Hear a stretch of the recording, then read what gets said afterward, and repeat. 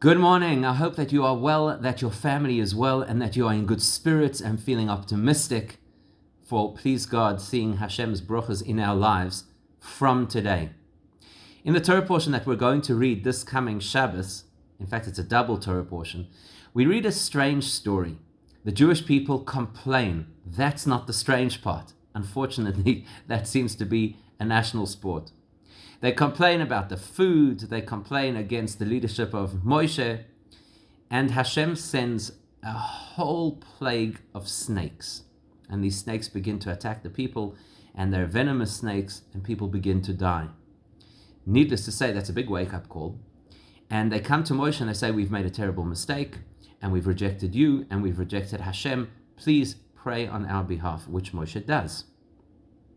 And Hashem then tells Moshe something very interesting. In fact, this is the source of the universal symbol for the medical fraternity. Hashem tells Moshe that he should take a tall pole and he should fashion out of metal, in fact it ends up being copper, he should fashion a snake and affix that snake to the top of the pole, and anybody who would then be bitten by a snake would come to that place. They would look up at the snake on the pole and they would be healed. Immediately, all of the commentaries, starting from the Talmud, ask the most obvious question. What? You're going to look at a snake and that will heal you? Does a snake have the power to decide between, God forbid, death or life? So the Gemara says, no, obviously that's not the intention. The intention was to force people to look up. Because when they would look up, it would remind them that Hashem is in charge and that Hashem determines who will succumb and who will survive. In other words, what the Torah is telling us is that at a time when there's an issue, a health issue, a plague, an epidemic, the nature of people is to look down. That's the nature of people. We look into the scenario and we try to understand it. Now, we're not medical people, we're not scientists. There are people who have the job. They're supposed to find a vaccine. They're supposed to find a way to treat whatever particular medical issues are around. Our job is not to look down, as we tend to do, and start sharing this bit of information and that opinion piece and confuse everybody, especially ourselves, about what you're supposed to do and how bad it is, and is it a flu or is it more than a flu? Our job is to look up. And to look up means two things. To look up firstly to Hashem.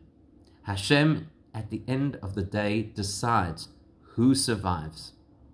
And this is a time that we're supposed to look up to Hashem every single day and daven.